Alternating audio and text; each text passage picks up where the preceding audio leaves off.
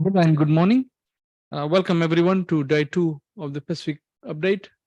To all those joining here in Suva and to our online audience.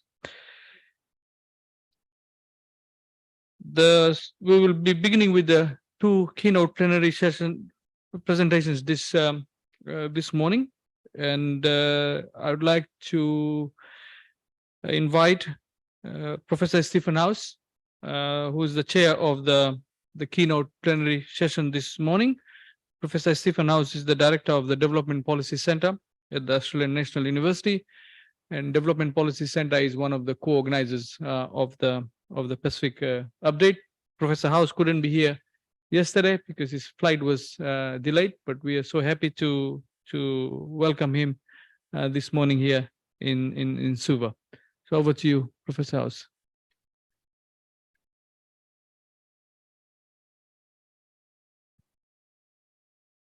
Well, thank you, Nilesh. Bulavanaka, and good morning, everyone. It's lovely to be here. As Nilesh mentioned, unfortunately, because of the Canberra fog, just couldn't get out on time yesterday, and so had to miss the entire first day. But I hear it went very well. And I just say I'm delighted to be here. It's something we always look forward to. And it's a good way to get out of the Canberra winter. But also, just in case none of my colleagues got the chance to say this yesterday, as one of the co-organizers, we're very privileged to organize this conference along with University of the South Pacific. I just also want to extend my belated welcome to you all, and just say how happy we are to be part of this, really important annual Pacific update. So today, to kick off day 2, we've got 2 really good speakers and great presentations, and I'm sure we'll have a very good discussion around 2 key issues, one on economic development in the region and one on women's economic empowerment. So I might just introduce both topics and speakers now at the start, and then we'll listen to both, and then we'll have a combined Q&A session at the end. We've got an hour and a half for this first session, so we should have plenty of time for questions. So our first speaker is Denton Rarawa, and Denton is a senior advisor in economics at the Pacific Islands Forum, and in fact he's an ANU alumni from what is now called the Crawford School. So it's great to have someone who studied at the ANU here. Denton, before being senior advisor in economics, was the governor of the Central Bank of the Solomon Islands for 11 years. So has a very distinguished record as a senior economic manager. And then since July 2020 has been in this key role of senior economic advisor for PIFS. And he'll be speaking today on Pacific regionalism, the 2050 strategy, and the economic roadmap. And that's something the Pacific Islands Forum has developed and, is a really key sort of strategy document. So I think we're all looking forward to hearing about that. And then our second speaker is Ingrid Fitzgerald. Ingrid is Senior Gender and Social Development Officer with the Asian Development Bank and with their office, their Pacific office in Sydney. And before taking on that role, where she's been for the last year and a half, she was with the UN, with the UNFPA, also as Regional Economic Advisor for the Asia Pacific. And Ingrid will be speaking on the topic of women's economic empowerment in the Pacific. So we've got 2 sort of different takes on the economic challenges facing the Pacific, the economic roadmap, overall economic strategy, and then women's economic empowerment. It should be a great session. I think we're all looking forward to it. And I'd like to call on our first speaker, Denton Rarawa. Thank you very much.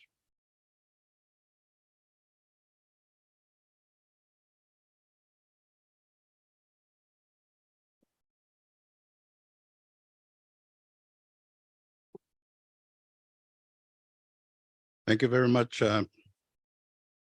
Professor Stephen Howe.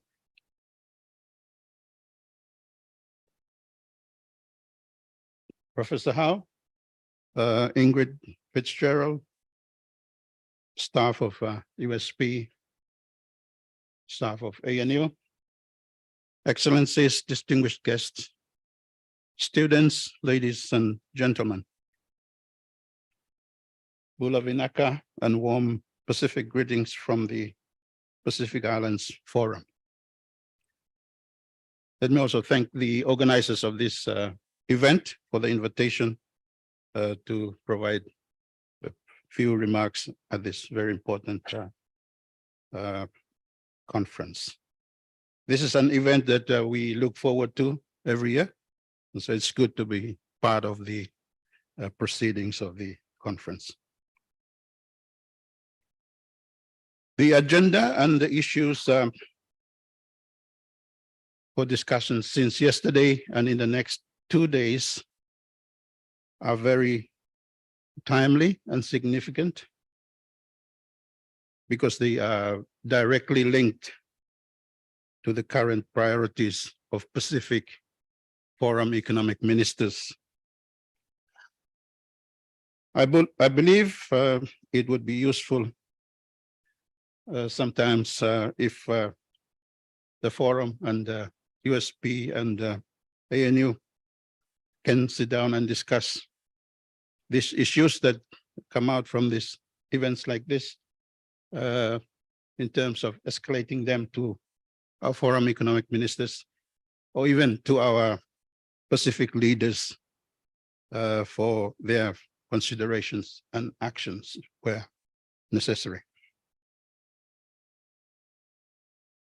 Colleagues, we heard from Deputy Prime Minister Professor Prasad yesterday that we live in a challenging world where change is always happening. Over the past few years, we have lived through a devastating global health pandemic. We've endured impacts of climate change, and now we are experiencing geopolitical competition and geostrategic posturing that I believe is accelerating fragmentation and will eventually lead to a shift in economic power to the broader Asia-Pacific region, where the Pacific is expected to feature as a strong collective of large ocean states. In February this year, the World Bank, in its Pacific Economic Update, acknowledged that after nearly 3 years of economic contraction, Pacific economies anticipate to return to growth this year. However, deteriorating fiscal space, debt vulnerabilities, high inflation will remain concerns for the region. Therefore, it is important that we need to consider reforms and policies to boost inclusive growth and sustainable investment, while at the same time striking a balance between supporting livelihoods and reducing future debt risks. So although we may return to growth, we still have to contend with these enduring issues of debt sustainability, low investment, and sustainable growth as we try to return our economies to growth. 6 of our Pacific economies are facing high risk of debt distress, exacerbated by the triple threats of climate change, COVID-19, and the impact of the Russo-Ukraine war. Adding to this, although labor mobility is resulting in increasing remittances to our region, it is having an unintended consequence of brain drain with over 54,000 people, Pacific workers in Australia and New Zealand at the end of last year.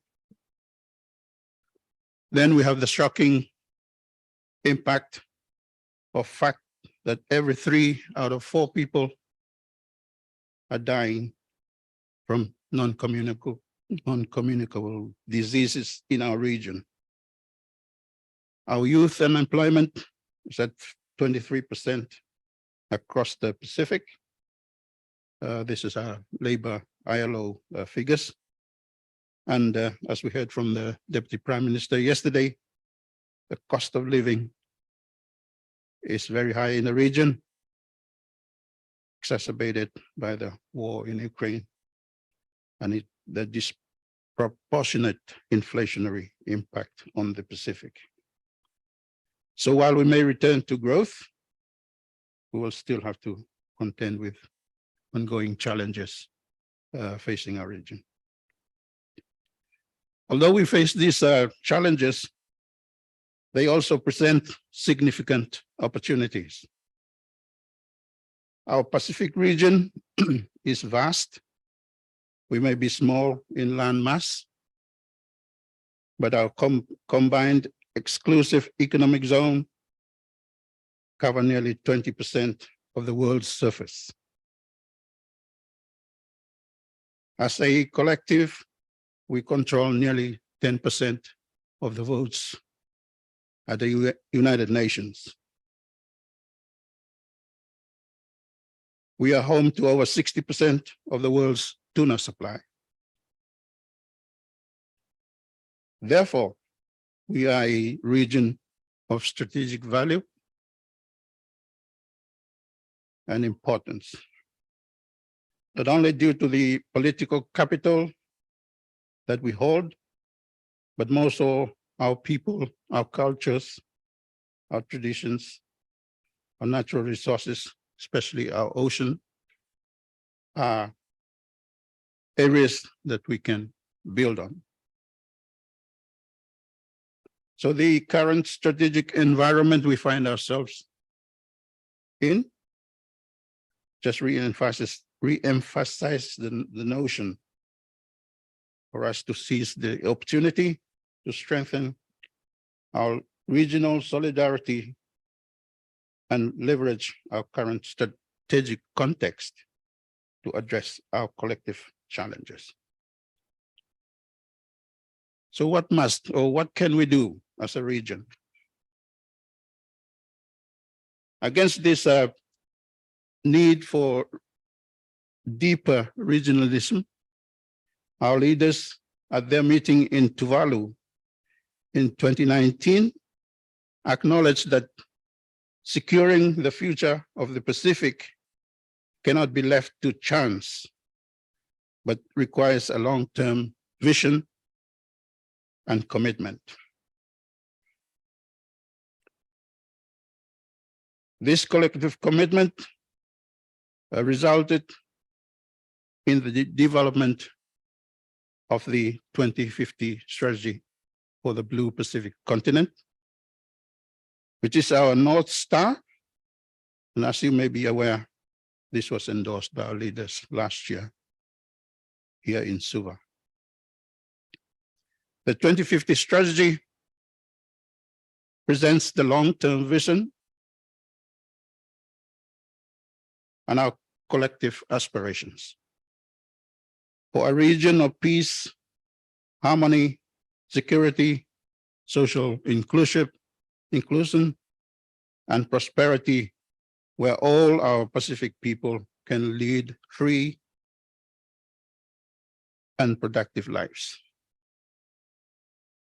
The strategy sets our leaders' vision in working together to deepen Pacific regionalism and the collective resilience over the next 30 years.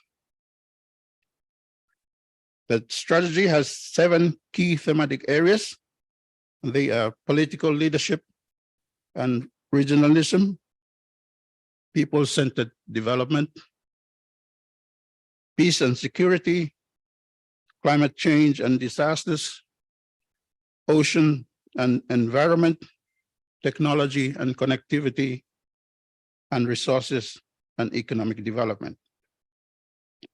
Each of the thematic areas have a level of ambition that states our leaders' aspirations for that particular thematic area. For the resources and economic development thematic area, our leaders' aspiration are for all peoples to benefit from a sustainable and resilient model of economic development, including enabling public policy and a vibrant private sector that brings improved socio-economic well-being by ensuring access to employment, entrepreneurship, trade, finance, and investment in the region. Since its endorsement last year, the forum, with its members, crop agencies, civil society, private sector, and development partners, have been working on an implementation plan for the 2050 strategy. And this implementation plan is set down to be approved by our leaders in Cook Islands later in November this year. So I just want to briefly focus on the implementation of the thematic area for resource and economic development of the 2050 strategy. This implementation plan is referred to as the Pacific Roadmap for Economic Development. I'm pleased to know that most of the issues covered in the 23 Pacific update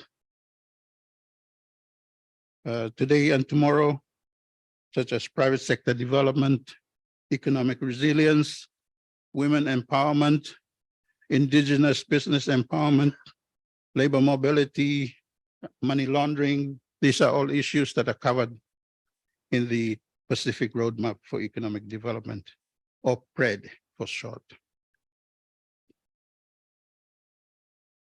Realizing our economy's potential as the Pacific has been an enduring issue for the region.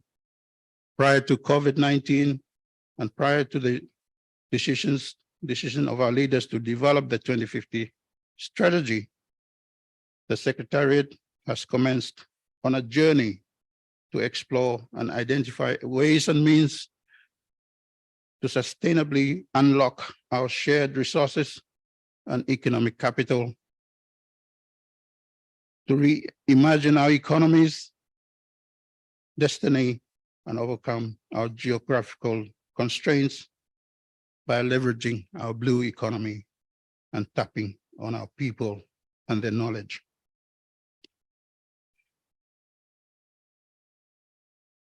Work on the Pacific Roadmap and has been a feature of Forum Economic Ministers meeting. They've endorsed the concept note in their meeting last year, where a clear mandate from leaders has been to develop economic priorities for our region through the Forum Economic Ministers mechanism. In endorsing the development of the PRED, Forum Economic Ministers emphasized that Pacific regional ownership and commitment is key to underpinning if the roadmap is to succeed. Ministers also underscored the need for accountability and a clear action and results-focused approach to the development and implementation of the PRED.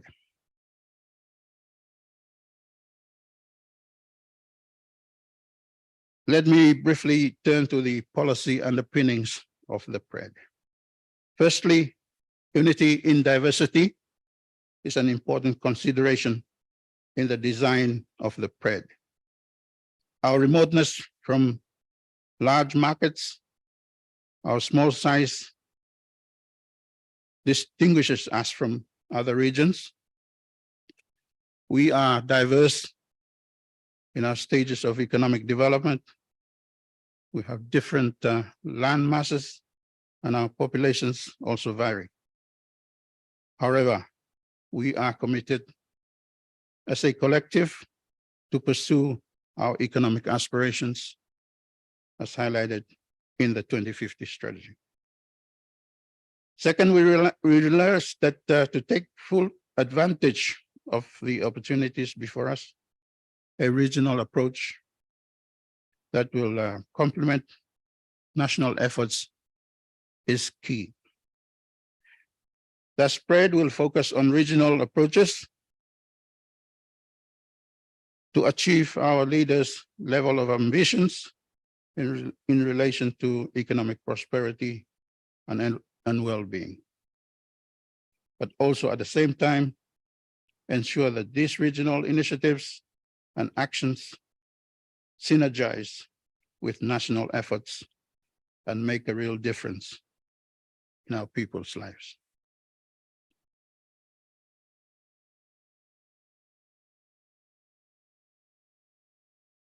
The PRED includes relevant indicators for each of the collective actions, which we will be able to track and monitor.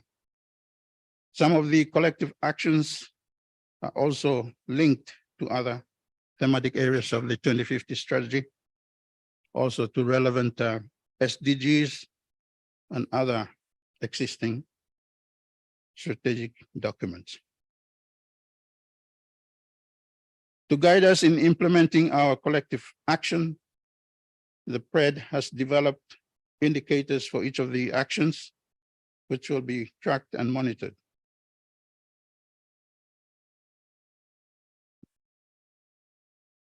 To conclude, ladies and gentlemen, PRED will address the challenges that we face as a region and make a difference to our lives. That is what we believe. That is why PRED has been developed by the Pacific, for the Pacific. It is our own roadmap. We have taken a member-driven, Pacific-centric approach to its development because we believe that this will foster political will, solidarity, and commitment to achieve our shared economic ambitions for the benefit of current and future generations.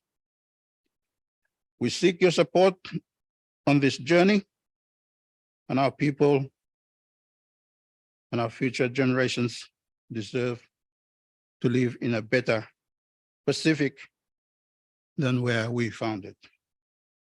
This is the ultimate goal of Pacific regionalism, and we believe that the 2050 strategy, as well as the PRED, are critical pathways to deliver this regional objective. Thank you, Tomas and Vinaka Bacalero.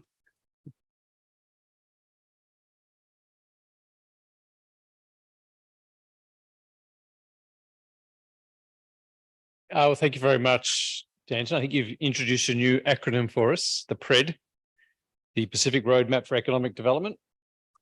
But I think honestly, a number of us had felt, perhaps with all the emphasis on security and strategy, that perhaps that core challenge of economic development wasn't getting the attention it deserved. So I think this is a really welcome development to see the focus of the forum on a roadmap for economic development. And I'm sure there'll be questions about some of the content and the issues you've raised once we get to the Q&A session. But let's now go on to our second speaker. I've already introduced Ingrid, so I won't repeat that, but I'll just remind you she's going to be talking on women's economic empowerment in the Pacific. And I think, that should follow on very naturally from our first address. So please welcome Ingrid Fitzgerald.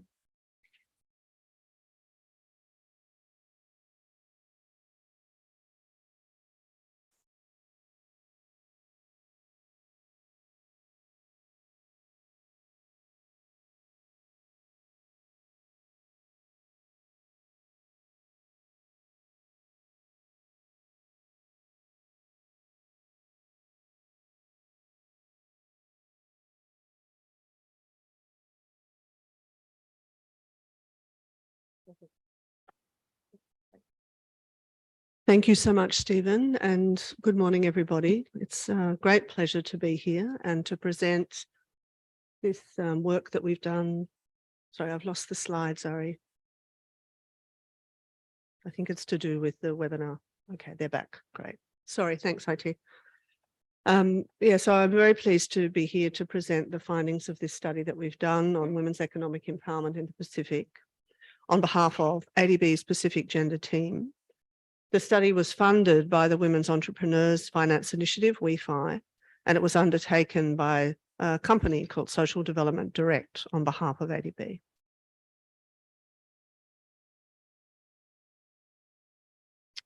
So my presentation is going to give a brief overview of the key research questions that we looked at, the methodology, the findings, and some research gaps, which I know is an area that's of interest to everyone who participates in the Pacific Update, and some key recommendations both for policy and program change. So as you all know, women's entrepreneurship and MSMEs are a key feature of economic development in the region and a priority for the Asian Development Bank. We are an infrastructure bank, but for us, gender equality and climate change are cross-cutting issues, and we have a strong focus in our programming around supporting entrepreneurship and MSMEs in the region. So this study was really designed to look at what the evidence is showing about women's economic empowerment in the region, with a particular focus on women entrepreneurs and women-owned businesses, both in the formal and informal economies. And it looked at 5 key questions.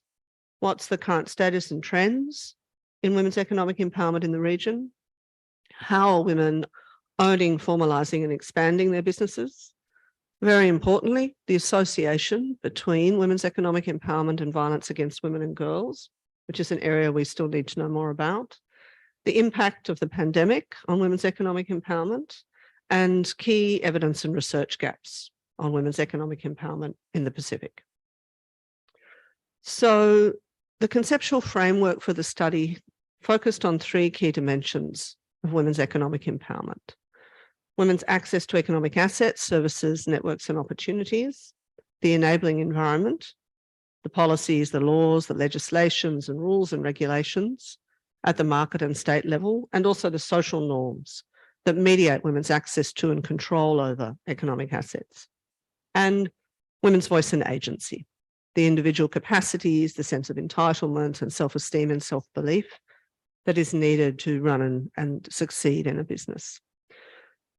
This was a literature review, and so it was a rapid review of the current state of literature from 2010 onwards in English that was peer reviewed, but also grey literature. We focused only on the Pacific region, so studies that were from the broader Asia Pacific or Indo-Pacific were excluded. And we looked particularly at the 14 countries that are considered as our member states for ADB.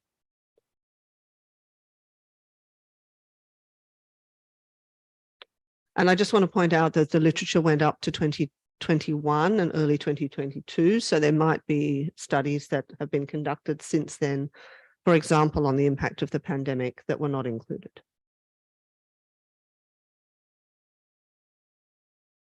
So I'm going to turn now to a summary of the key findings from the report and the literature reviewed. Starting with something that we're quite familiar with, which is the current status and trends on women's economic empowerment in the region. So we know that women continue to have very low levels of labour force participation across the region, but there's some variation. The ILO data shows 84% in Solomon Islands to 34% in Samoa in 2019. And there was a slight increase between 1999 and 2019 across the region, but we know that COVID-19 has reversed this trend. Women's labour force participation is also lower than that of men across the region, and the gender disparity in labour force participation ranges from 30% points in Fiji and Tuvalu and more than 20% in Marshall Islands and Samoa to quite small disparities in some countries.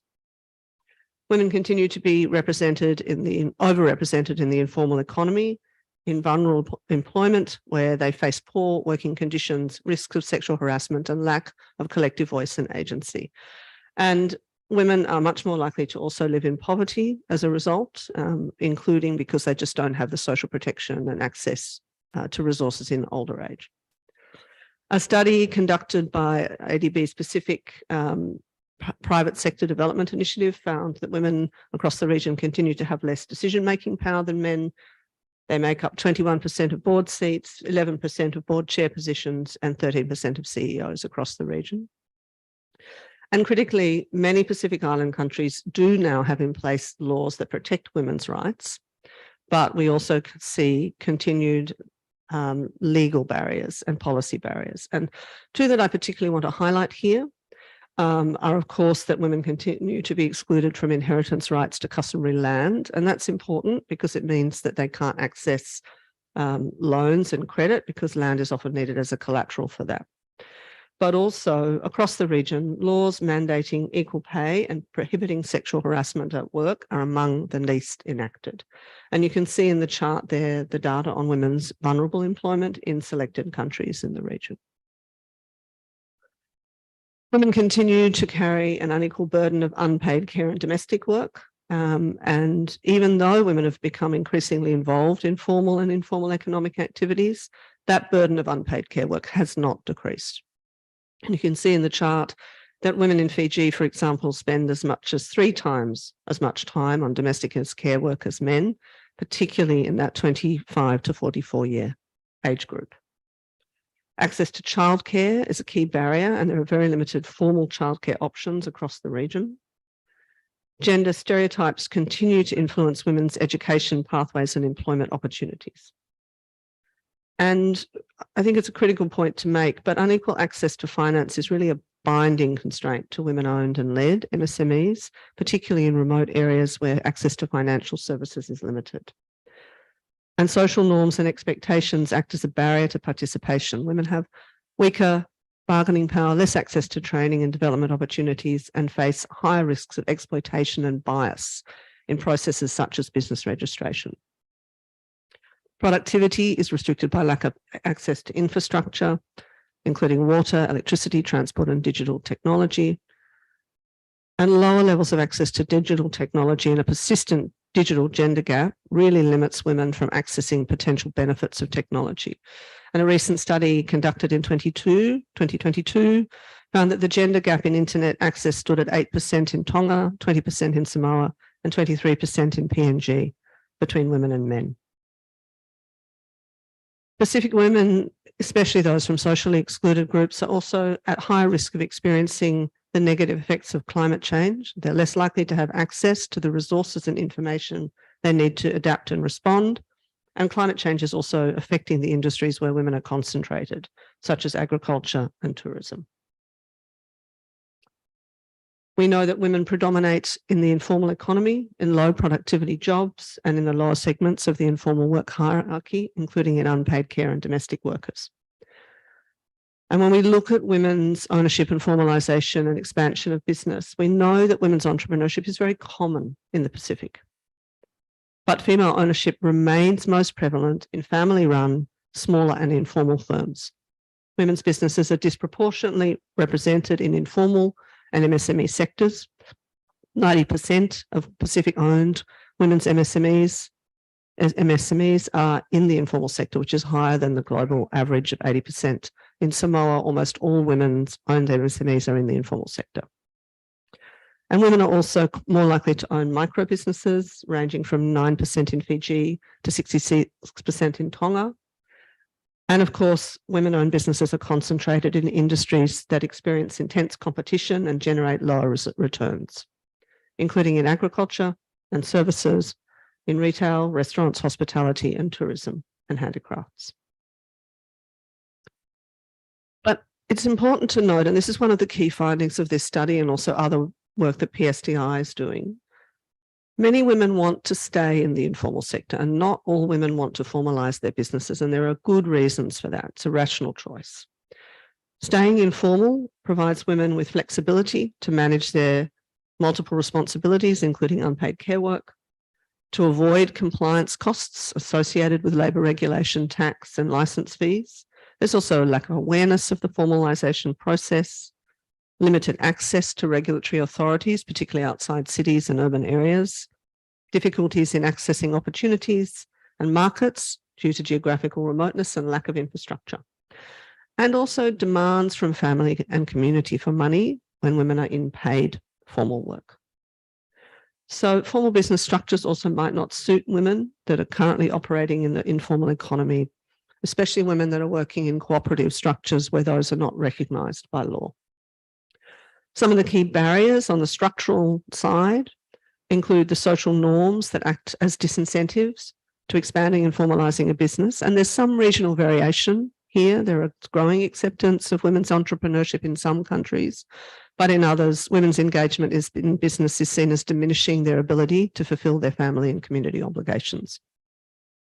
There continues to be limited access to commercial finance and collateral, due partly to undocumented income and lack of access to fixed assets like land, lack of financial expertise, business literacy and skills, and difficulty accessing justice systems to resolve commercial disputes. And some studies have found that women have less confidence in dealing with institutions and are less likely to complain. And this can also make women more vulnerable to corruption, which can act as a major barrier to earning income and sustaining a business. As we know, there's a weak enabling environment for promoting business and entrepreneurship across the Pacific, and this disproportionately impacts women. The World Bank's Women, Business and the Law study, which has been conducted for some time now, found that there was really very limited progress on the entrepreneurship scores between 2010 and 2021. Women are also less likely to be consulted for their views in legislative and reform processes, and you see that in the chart, with the exception of Samoa. Information on what impact access to finance, digital technology and other resources has had on women's businesses in the Pacific remains quite limited, but there is evidence that women's access to finance can bring positive outcomes.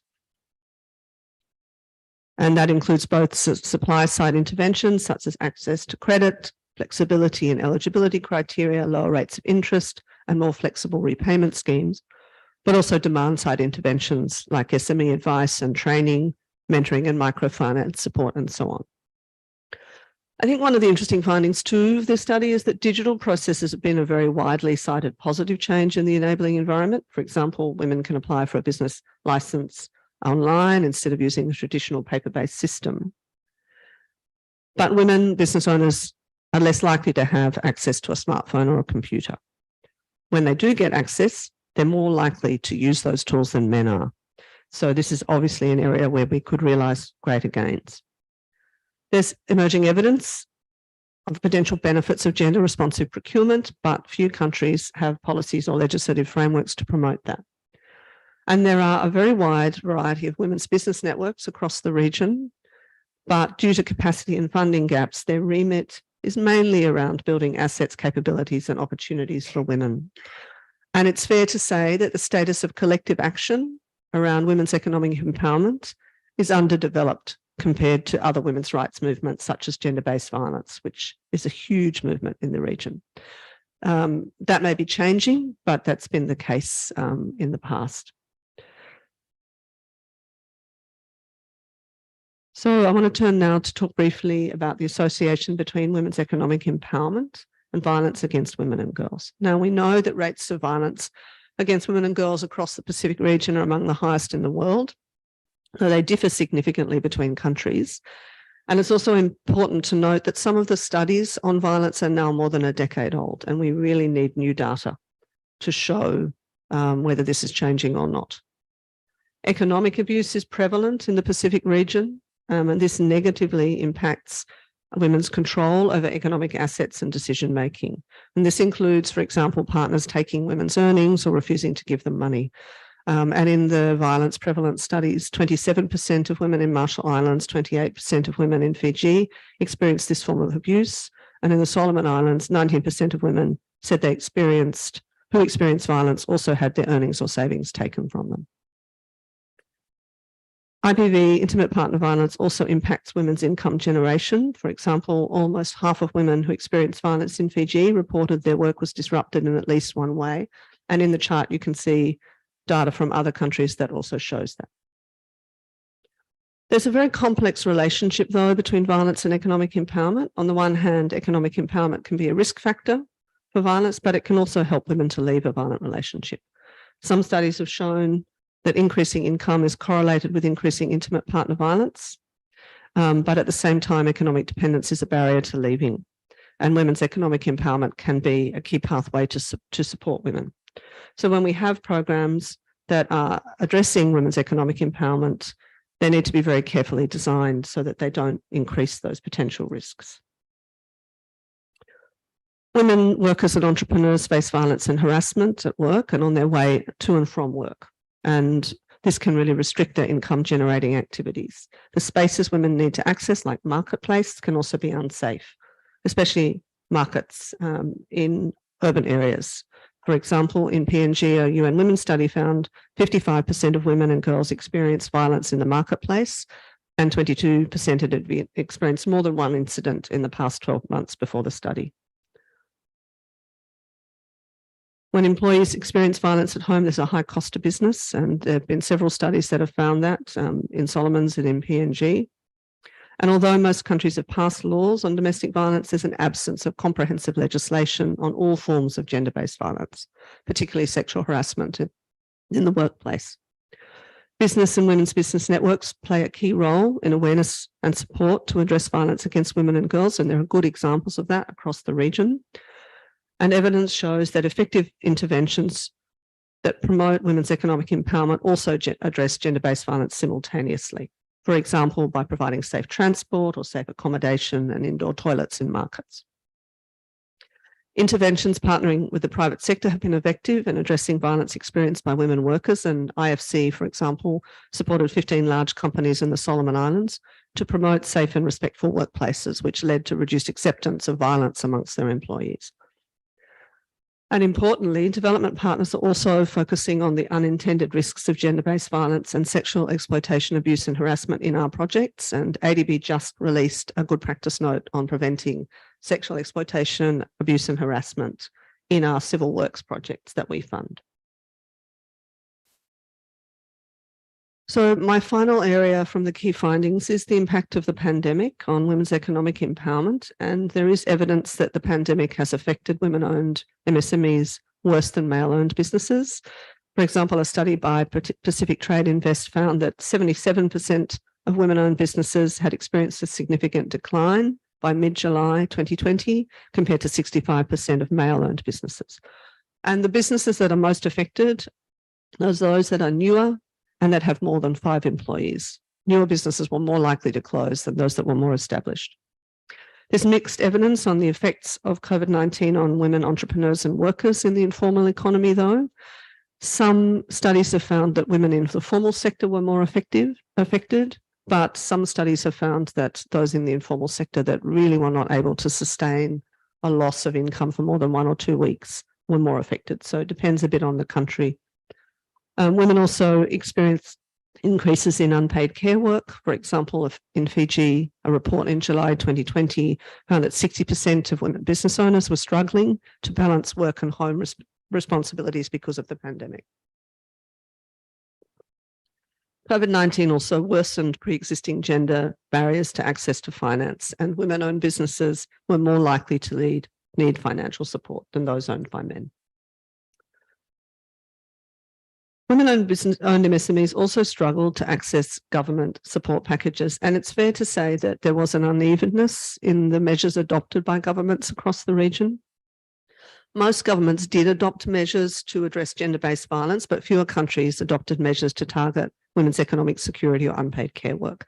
And some economic measures were quite gender blind. For example, governments allowed citizens to access their provident or pension funds, which is great for smoothing income over the short term, but can have severe consequences for women in older age because they have less likely to have a pension and have lower amounts saved because they work less.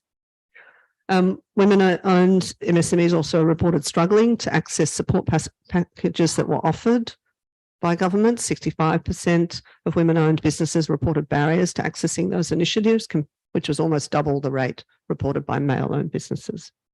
There were some good examples of COVID-19 support for women entrepreneurs. For example, some countries gave one-off payments to workers and entrepreneurs in the informal sector, but often these were not sufficient to cover their needs, and most of those initiatives were not evaluated.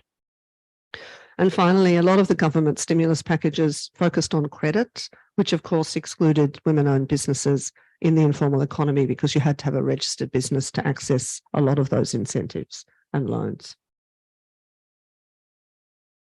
So just briefly, it's important to acknowledge that there have been a lot of big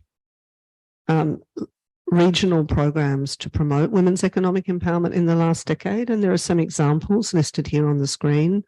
Women Shaping Pacific Development, DFAT's Market Development Facilities, ADB's Private Sector Development Initiative, DFAT's Pacific Readiness for Investment in Social Enterprise, Markets for Change, among others.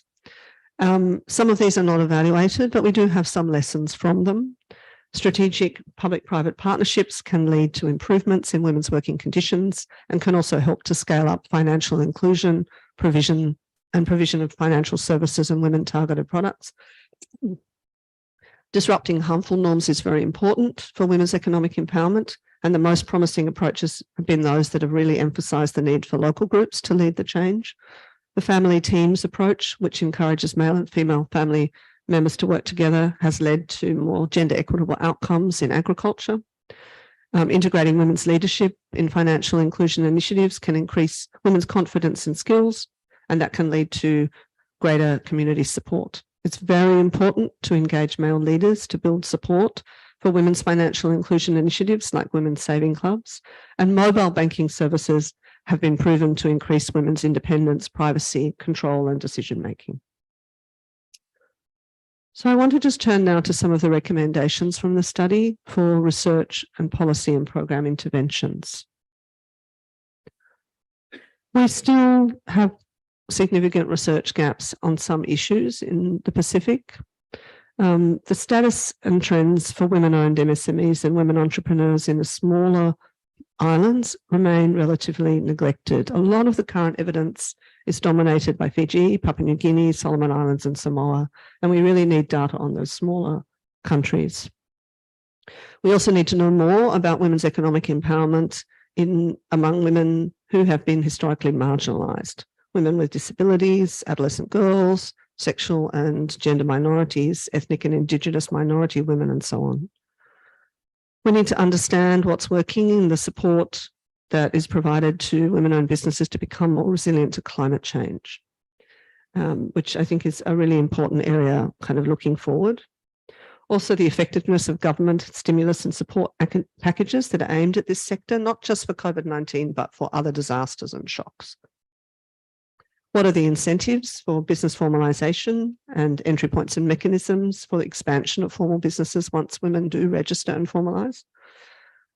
The interconnections between women's economic empowerment and violence against women and girls, and particularly how do we design effective interventions that can empower women economically, but also reduce the risk of violence and backlash against women entrepreneurs and women-owned MSMEs.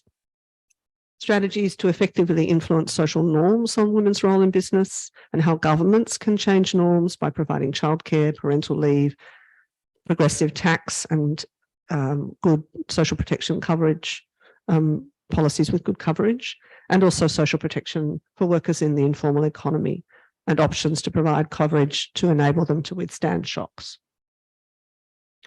In terms of policy and recommendations for government, the report recommends that countries ratify ILO Convention 190 on violence and harassment in the world of work and adopt and enforce sexual harassment legislation and policies in employment. So far, Fiji has ratified, Samoa has committed, and Tonga has created a sexual harassment policy for public sector workers. Governments need to reform tax, finance and licensing policies and systems to remove barriers and disincentives to formalise. And this can include, for example, analysing the impact of tax administration or compliance on gender and designing explicit tax biases that can reduce gender inequalities. And ADB is actually looking at doing some research on gender and taxation in the region. We're calling on governments to enact parental leave policies to contribute to changing social norms and also to introduce childcare policies to help women, either who manage their own businesses or those who want to return to or stay in work after they have kids. It's timely to look at gender responsive procurement policies in the public and private sector. There's a lot of work going on reform of those policies at the moment, and ADB is supporting some of that, and it can have a strong gender focus to promote access to procurement processes for women-owned and led businesses. And also regulators like central banks and banking authorities can require sex disaggregated data to be collected, publicly released and reported. And there's some significant initiatives going on around the region to start doing that, including in Fiji and I believe also in Solomon Islands. Finally, in terms of program recommendations, there are quite a few here. I'll just touch on a couple. We really need financial institutions to start looking at accepting non-assets as collateral, and secured transaction frameworks, which allow people to use non-physical assets as collateral, are an important development in that regard. Targeted measures that can help self-employed women to restart their businesses that collapsed or in survival mode because of the pandemic and other crises and shocks is a critical area. Evidence-based programming to shift harmful social norms that sustain violence against women and girls. Building on good practice and experience to work with banks to adjust risk assessment criteria and models in favour of small businesses and informal businesses, and to ensure that there are products and services that are really relevant for their needs.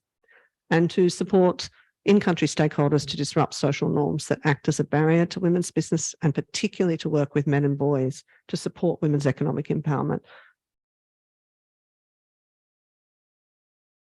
I think a really critical area for the region is to really develop the unpaid and paid care provider economy and infrastructure so that women can access quality and affordable care services. And there are multiple benefits to doing this. It's about improving the quality of jobs in the female-dominated informal domestic work sector, providing business opportunities for women-owned businesses in the care sector, and addressing the constraints to women's labour participation. So it's a critical area for change. Funding of women's business networks in the region and increasing their capacity to engage in more diverse activities, to move from development partner funding to government funding for sustainability. Leveraging digital access and increasing access to mobile phones, accompanied with skill building on digital literacy and scaling up of promising initiatives, and there are some really good initiatives already. Partnering with the private sector to address the violence women experience as workers at home and in the workplace. Mobilising more capital for women-owned businesses by encouraging financial intermediaries to increase the percentage of loans that meet the 2X challenge. The 2X challenge calls on the G7 and other development finance institutions to collectively mobilise $3 billion to invest in the world's women. And finally, to work with technical and vocational education and training and other educational institutions to increase the availability and accessibility of business and entrepreneurship courses for women, to increase their capacity to be adequately equipped for work.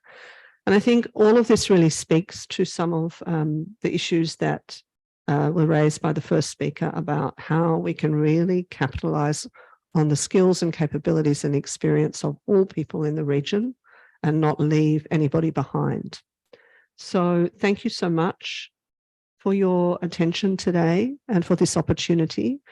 We have the full report and some summary briefs are available online, and we will be sharing the presentation along with the other materials. So thank you.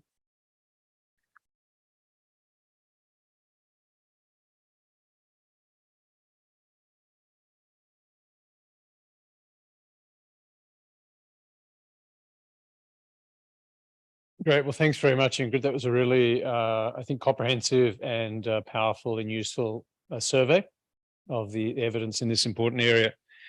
And thank you to both our speakers for keeping right to time. So we have got a good half an hour now for questions and discussions. I'd like to invite the audience to contribute your questions, and perhaps just while I'm sure we've got a couple of microphones that will go around the room. Is that right?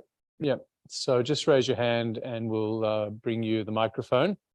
And just while you're gathering your thoughts, perhaps I'll take the prerogative of the chair to ask the first question, just to bring our first speaker, Denton, back into the conversation. I mean, I guess it's a two-part question, but on this, the Pacific Roadmap for Economic Development, what does it have to say on this important topic of women's economic empowerment? And also, given my own interests and given, we have a third day on labour mobility, does the Pacific Roadmap for Economic Development tackle, what does it have to say on labour mobility? So I guess on those two issues in particular, women's economic empowerment and labour mobility, I think I'd be very interested to get any more insight into what the roadmap has to say. So yeah, if I ask, if you stay there, I'll go.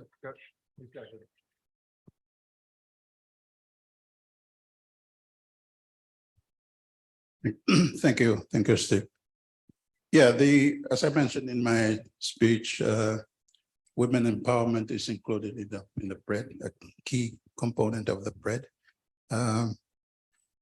Half of our populations of our countries are women, so the need to include them is very important, as we just saw earlier on.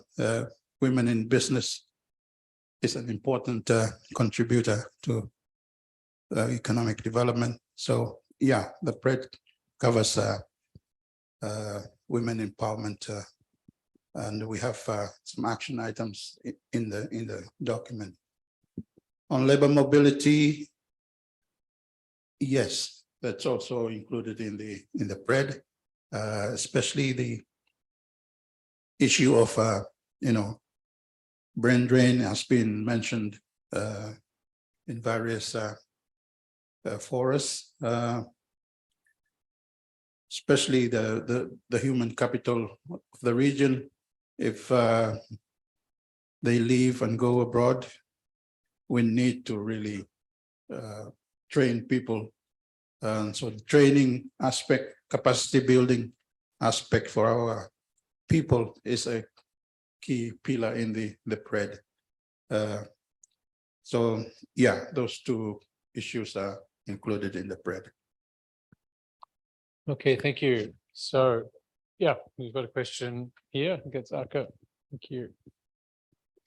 Thank you. Kamdamarian, greetings. Thank you for your presentations this morning. I find them very insightful. And I want to begin with, introducing myself. I'm Aka Raymond from Kiribati, but I'm at the ANU. My first question is addressed to Rarawa, Mr. Rarawa. Thank you for giving us a snip and I guess a detailed roadmap into what the Pacific Islands Forum sees as a future for our region. And I wanted to ask, because I think from building on the discussions yesterday and then today on us entering the threshold of an interesting, time in history. And you repeated that today, saying that there are challenges, but also opportunities. And coming from a small island nation, I want to ask, because I see the world now shifting from green to blue economy. And I think that's also an area that carries a lot of opportunities for work. But how do we strike the balance? Can you help me understand some of the sustainable pathways that PIFS sees this? And I mean, we cannot overemphasize the threat that climate change has. And yesterday I was sitting in a panel that talks about deep sea mining. So this is an area with critical, potential for growth, but how do we do that commercially, but at the same time, sustainably? Thank you. And my second question is addressed to Ingrid. And I'm always often very fascinated with how we look at the issues that our women confront today. And I always ask the question about how are our education systems tailored? Because oftentimes we send our children to train academically, but not so much equip them with skills that will help them survive in life after school. Do you think that was factored in the in that sort of survey or study that you did? And my second question to you, Ingrid, is with regards to labor mobility. What aspect of that work that you did or ADB did in that space covered the remittances? Because we're talking women empowerment, and I think a lot of our women have increased opportunities abroad working on seasonal schemes. Is that factored in the study? Thank you.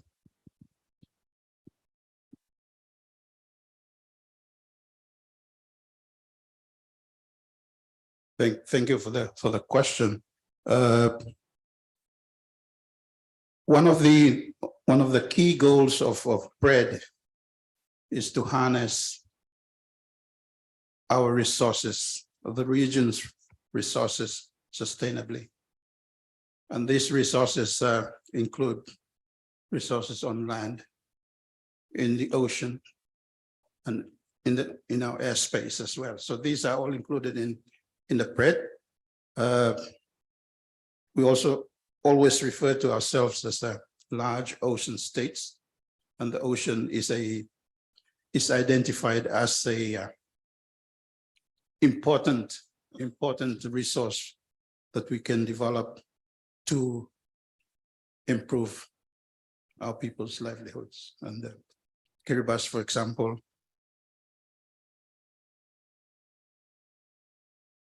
in the world, and how do we harness the oceans the resources in the ocean? You mentioned deep sea mining. That's really the ocean, the resource at the ocean floor. But from the top surface down to the floor, there are lots of opportunities that we can harness just by the surface. It's used for shipping, tourism, snorkeling, surfing, whatever. You come down, you have the corals, the fish, before you eventually end at the ocean floor. So the PRED realizes this and is included in the document, the need to really exploit our ocean resources. Of course, sustainably, importance of protecting the health of the ocean, for example. But yeah, just to answer your question, the ocean is really an important resource, and there is a look in the PRED to how to exploit, how to manage those resources for the betterment of our people. Thank you.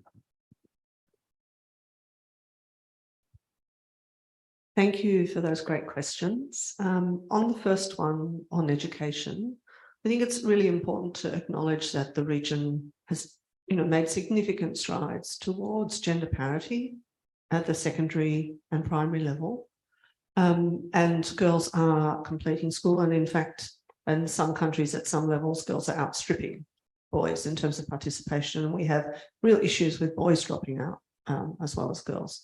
But the problem is that it's not translating into employment opportunities and control over economic resources and assets. And I think that Denton mentioned like 23% youth unemployment rate across the region, and the proportion of young women that are out of education, employment and training is significantly higher than it is for young men. So part of it is about quality of education and content, and you talked about the importance of, I suppose, skills for work readiness is really what we're talking about, but also life skills. And there are a lot of initiatives that are working on that, and ADB is certainly involved in some of those on senior secondary education in Solomons, on TVET in Vanuatu. But a lot of partners have been working on this, and I just think that there are still such significant challenges around that work readiness issue that there has to be a lot greater investment in curriculum reform, teaching quality, and actually addressing some of these gender stereotypes and biases also through the education system. So, you know, there are initiatives underway to do that, but there's more to be done and to invest. On the second question on labour mobility, the study didn't look in detail at labour mobility and women's remittances because it was really focused on women's employment and entrepreneurship in their own countries primarily. But there's a huge need to do more on this, and I know we'll be discussing it more tomorrow. So I just wanted to mention a couple of things. ADB has done some work in this area that's forthcoming, but it would be fair to say that it perhaps doesn't have a deep gender analysis to look at what's going on for women. But my colleagues in Sarah Boxall and PSDI, they're doing a specific study on women and labour mobility at the moment, which hopefully, you know, we'll be able to share the findings of next year. But just two things to raise. I mean, I think we know that women's participation in the labour mobility schemes remains a lot lower than that of men, and there is data on that. And there are real opportunities in, for example, the care sector and nursing. I know there are stereotypically female occupations, but realistically, there are gender opportunities for women to go overseas and work in those sectors and then come back and bring those skills into their own countries. And very interestingly, we heard in a number of countries anecdotally that during the pandemic, because of male outmigration for labour mobility, women's employment opportunities increased in country. So don't have hard data on that, but it's an interesting finding that's worth looking into. Okay, thank you. So yeah, I can see another question here, and then yeah. Oh, sorry, you already got the microphone. Please go ahead. Okay. Thank you, Professor. Thank you very much to the panelists, and thank you, Mr. Denton. Very fascinating speech, and I really appreciated that you talked about having these discussions escalated to the foreign ministers, and I share this particular appreciation because my colleagues from ANU, I'm from ANU as a student, with a few of the other colleagues here as well, Aka and Natasha, have often talked about some of the things that we've observed in Australia in regards to some of the things that you've also mentioned. And we look forward to having those discussions, if possible, with you later on. But my question is more specific around the indicators that you mentioned for the roadmap. Could you perhaps please share a specific indicator under the resource and economic development position? If there's a particular indicator that's prioritized compared to the others, and also what are some of the plans about the review when this is implemented? How often would it be reviewed as an update of how far the Pacific Islands have fared? Just as a specific question. Thank you.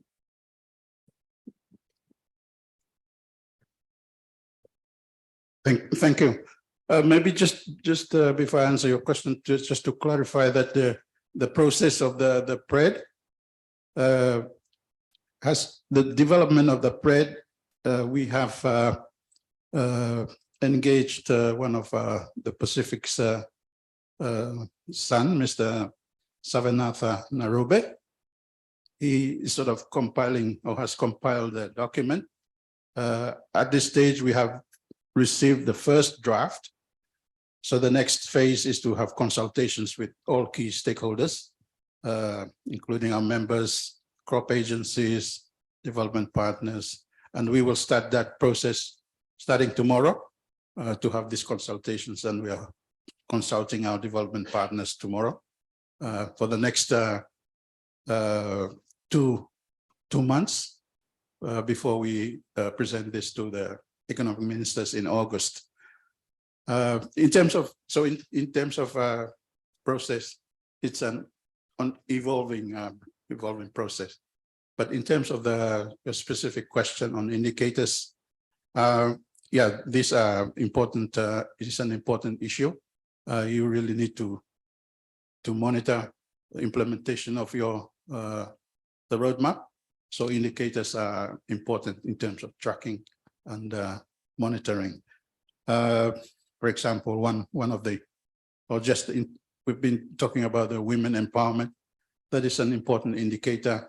How many women are involved in business? How many women are on the boards of a big companies, statutory corporations? This is an important indicator.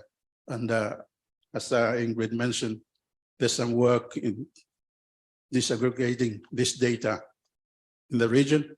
So this will be an important, just as an example, will be an important indicator in the PRED to monitor process of women empowerment, which is a key component of the document. Okay, thank you. Yep. Question here.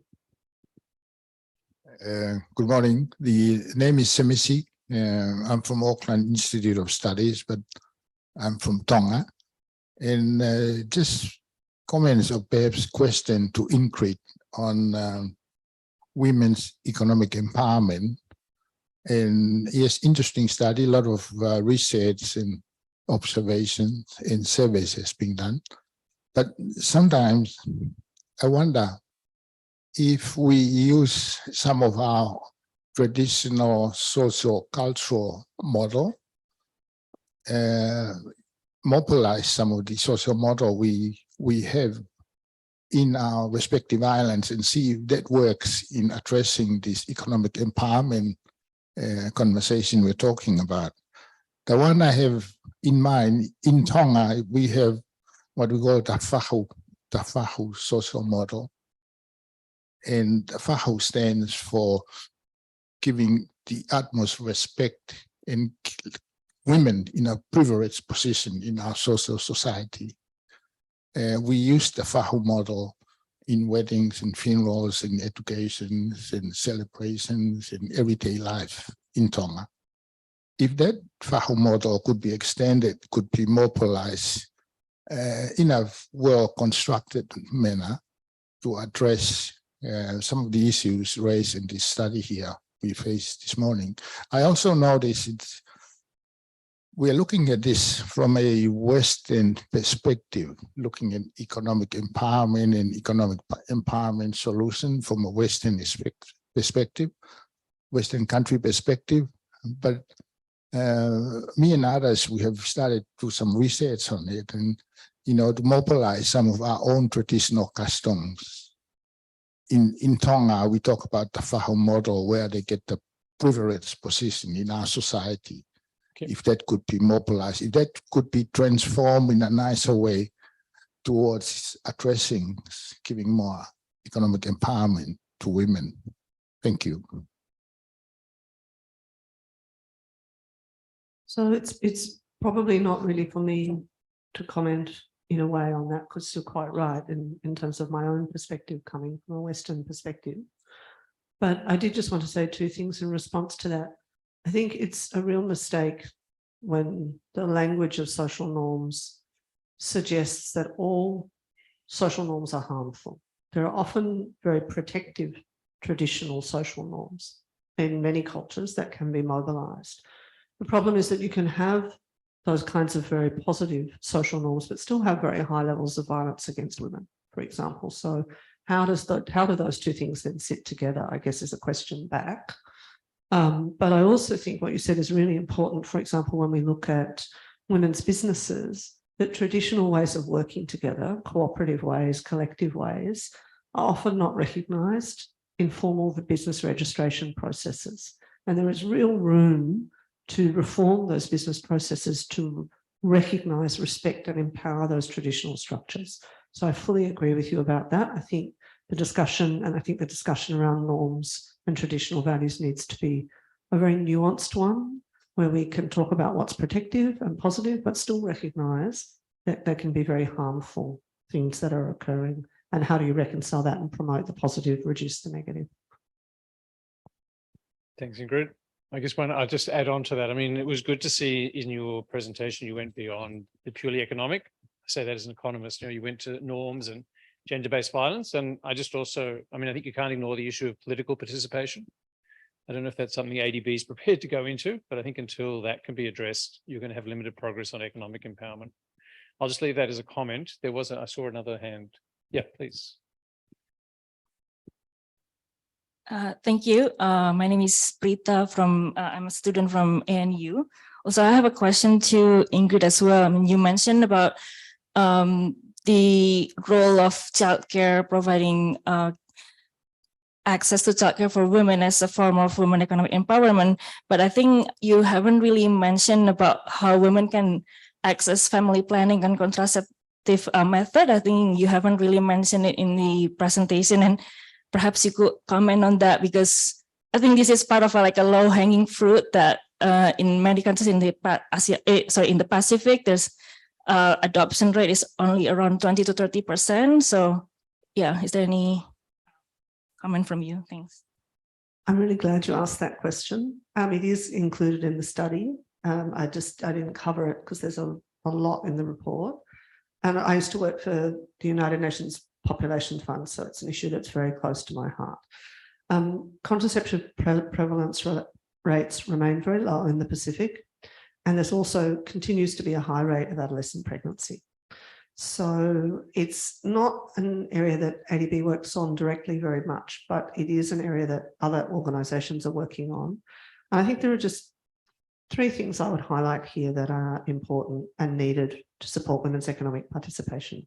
The first one is access to contraception, because if you can't control the number, timing and spacing of the children that you have, it's very difficult to work in formal employment or to run a business. So that's one thing.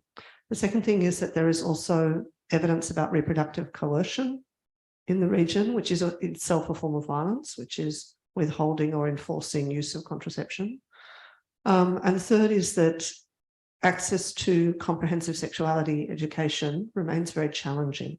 I know that these are very sensitive issues and often not comfortable issues to discuss, but they are very, very important if we want to reduce high rates of adolescent pregnancy, keep girls in school, and also increase women's economic participation. And these issues are covered in the report. Thank you. Good. Yep.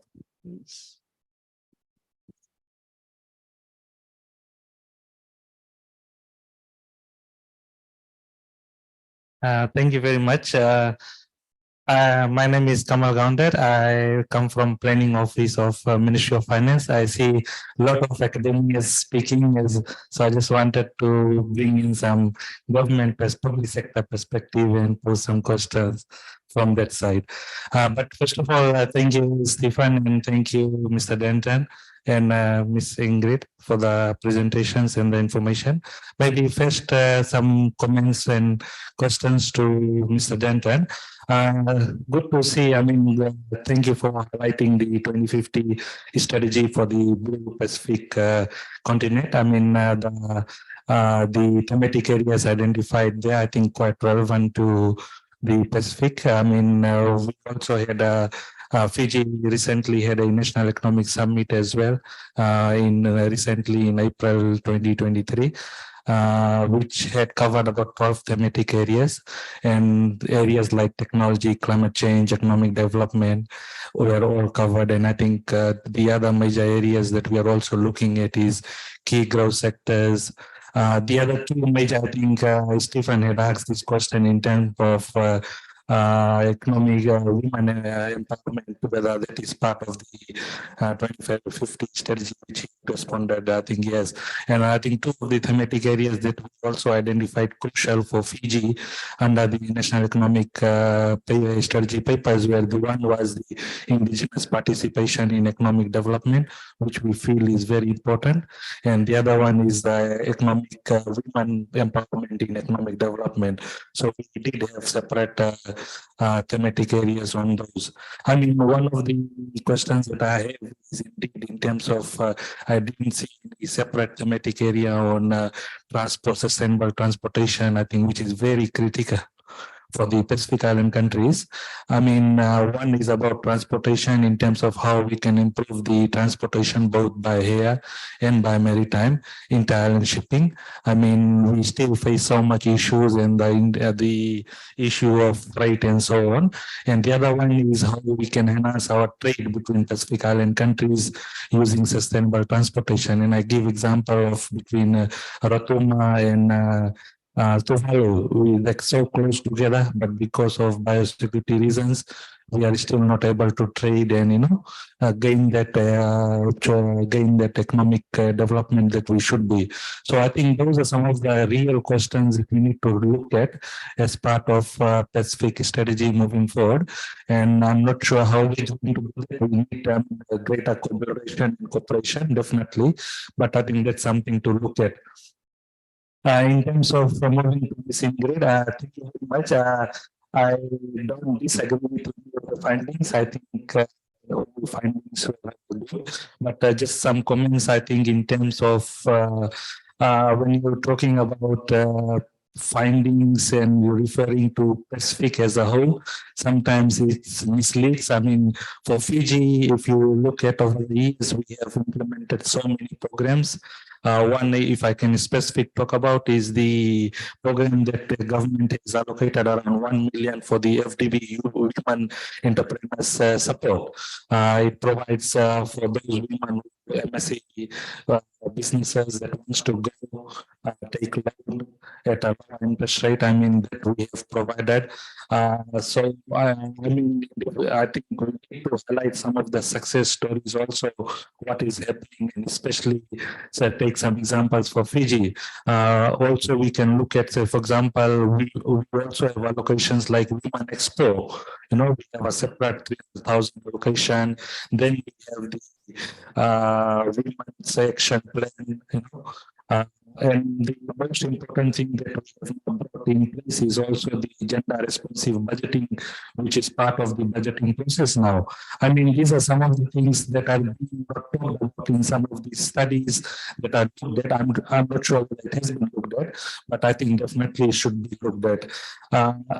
In terms of one of the slides you presented is the in terms of impact of COVID in Pacific, and I think the data you showed was July 2020. I rather feel that may be too early in terms of really feel the impact and what were some of the progress, because I think that was the early stage of COVID, and most of the programs that were initiated, and I can, from finance perspective in Fiji, I can, we had implemented programs that really assisted the MSc, and also in terms of women groups as well. So maybe contradicting of what has actually happened. I know maybe because at that time the study was there, but maybe something that we should look at what was some at the end of 2020 or 2021, what were some of the successful projects that were implemented. In terms of the study, I mean, I will see that most of the findings are negative in terms of what is from the human perspective, and I do not disagree with that.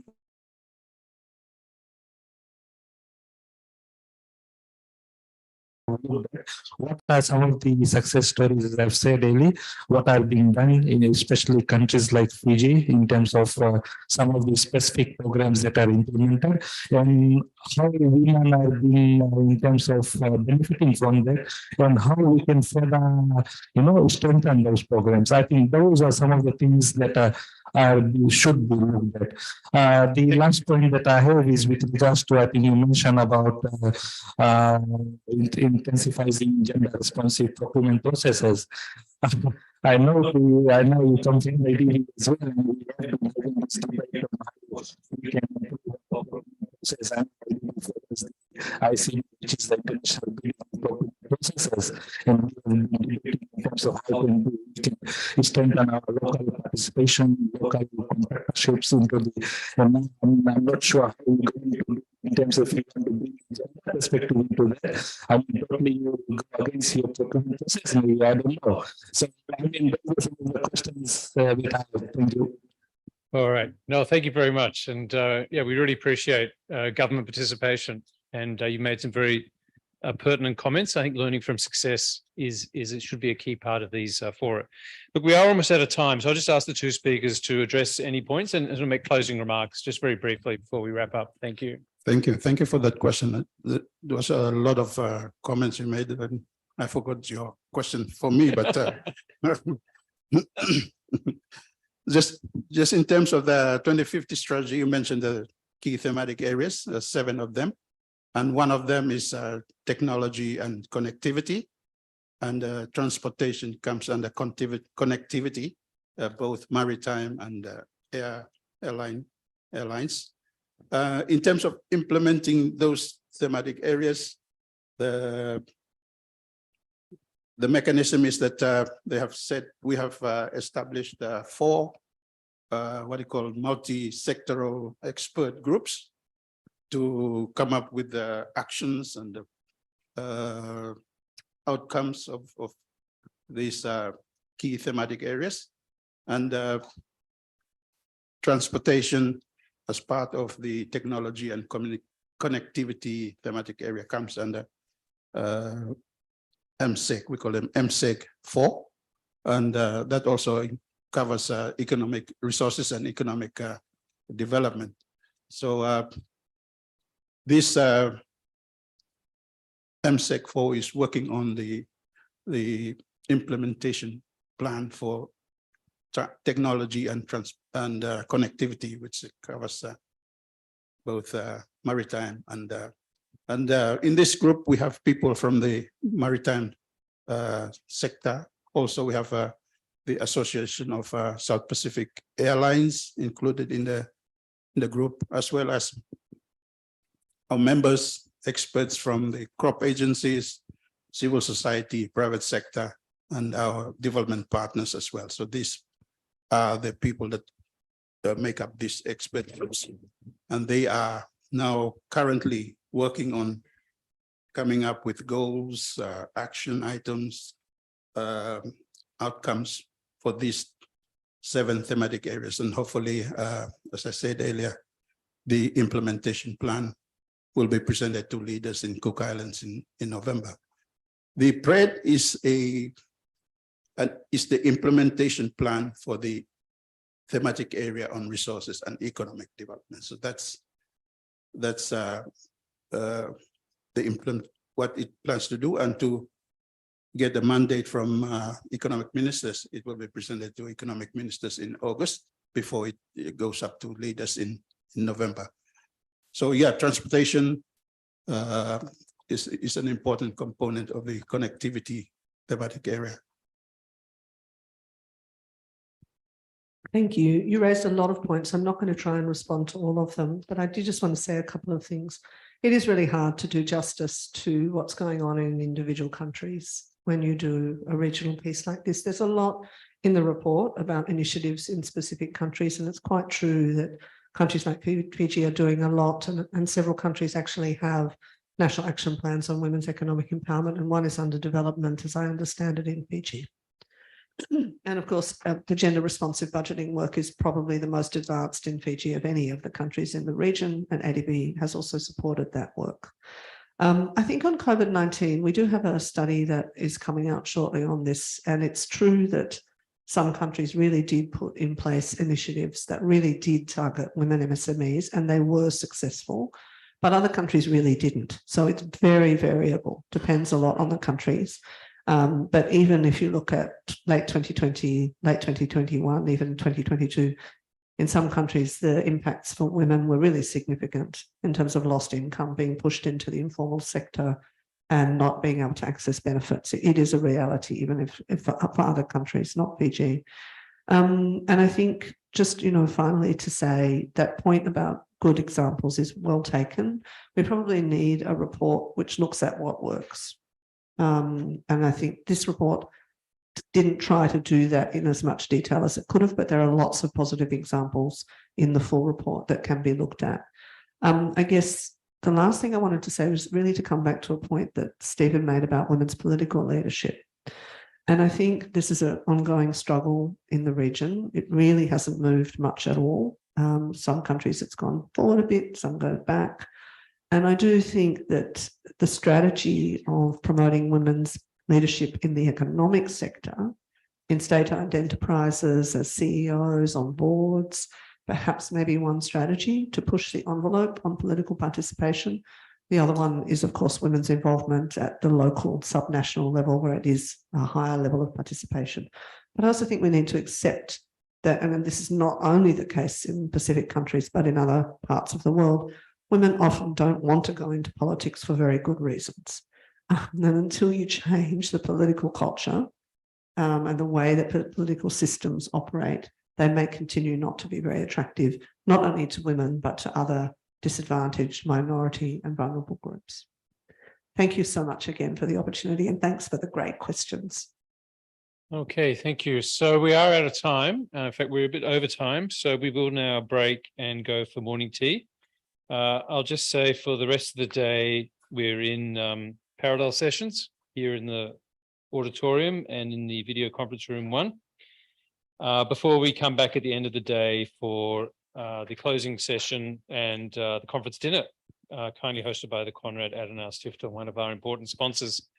I just think this is really set up for the rest of the day very well. We do have one session coming up in politics and governance, but the rest of it is like private sector and economic development, Fiji's care economy, increasing economic resilience, the Fijian economy, and Indigenous community empowerment. So I think a lot of the issues we've just been discussing will really be explored in detail in the remainder of the day. So thanks everyone for coming along this morning, and please join me in thanking our 2 speakers, Dent and Ingrid.